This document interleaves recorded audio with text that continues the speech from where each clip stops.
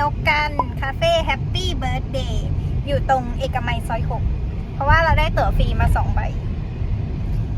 นี่ผู้ร่วมทริปของเรา ส่วนอันนี้ก็คือคุงแฟนมาขับรถ ไปเจอกันที่คาเฟ่เลย ก่อนจะไปคาเฟ่นกเราก็มาแวะกินราเมง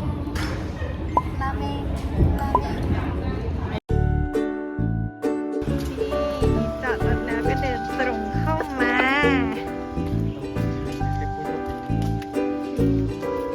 นี่เลยป้ายนี้2 ใน 10แล้วก็เลี้ยวเข้าไป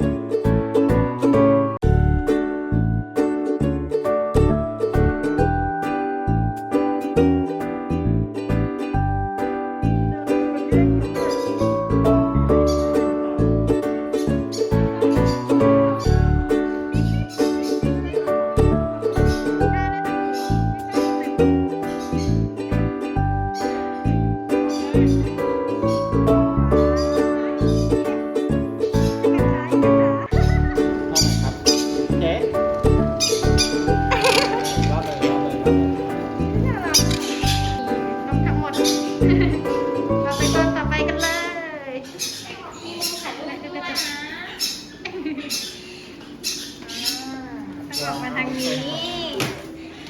ว้าวไอ้นี่สวยจังมีเป็ดด้วยเป็ดหอยตัวก็เลย น้องเป็ด เขาบอกว่าต้องจับให้ได้ใช่ไหมก็เดินออกมาเป็ดเหรอคะไม่จิกไก่กับเป็ดที่ไม่ดุค่ะนี่มีนกเขาต้นหนีไปแล้วแล้วก็กักค่อย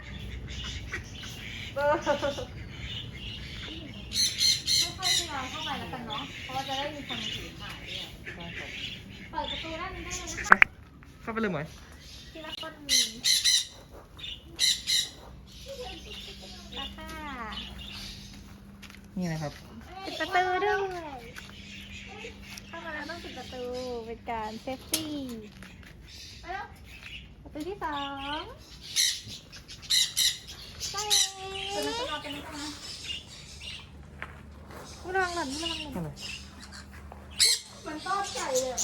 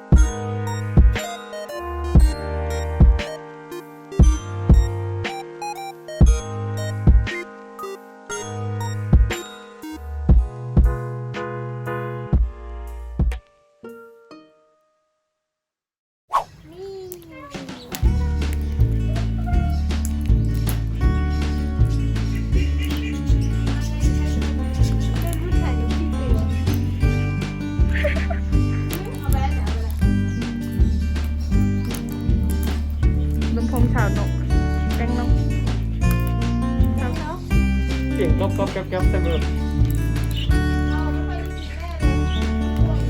จริง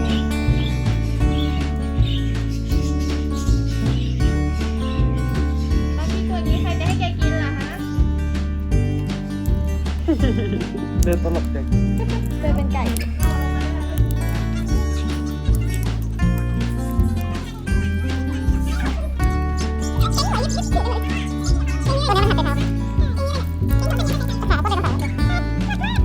แต่น้องตัวนั้นดูผอมสุดเลยกลัวคนนี่แกเขาไม่เคยถือนี่กันไหมจ๊ะนี่กันไหมจ๊ะ แล้วหนักตัวโค้งก่อนนะแต่ว่าหนักไ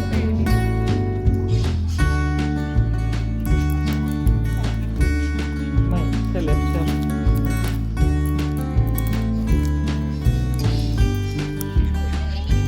เพราะว่าจะเพื่อให้มันดู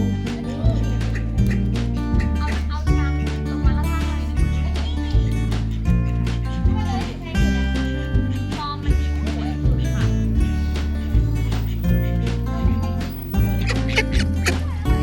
เอ้ยอร่อยไอตัวนี้สวยจริงใช่ไหมคะ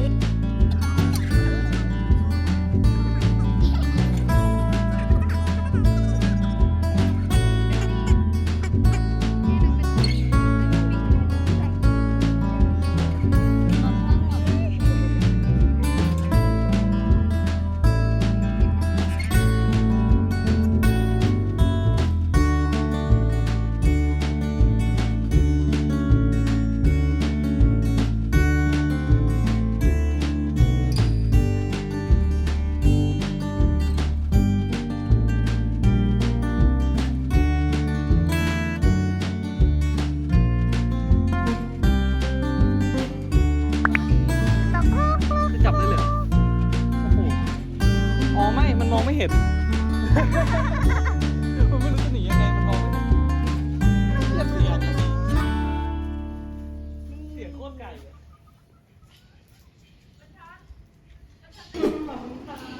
นี่เลยมีแถมฉันเอาเป็ดตัวนี้นะ